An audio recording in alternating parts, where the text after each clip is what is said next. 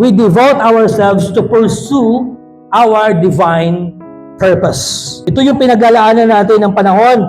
Ito yung hinahangad natin, yung hinahabol natin.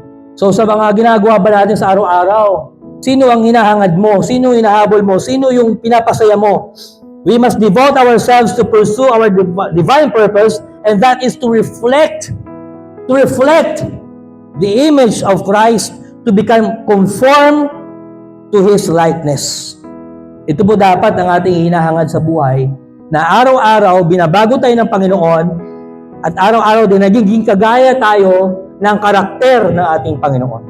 So, hindi yung magpayaman lang, hindi yung magtayo lang ng iba't ibang mga mansyon o ano pang mga struktura sa ating buhay, kung hindi ang maging kagaya ni Jesus in terms of the character, bearing the fruit of the Spirit.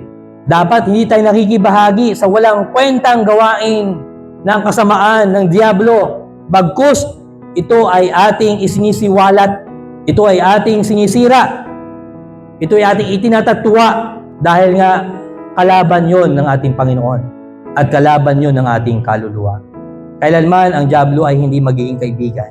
Pero yun ang kanyang hinahangad na makita natin siya bilang harmless, bilang friendly, bilang fun.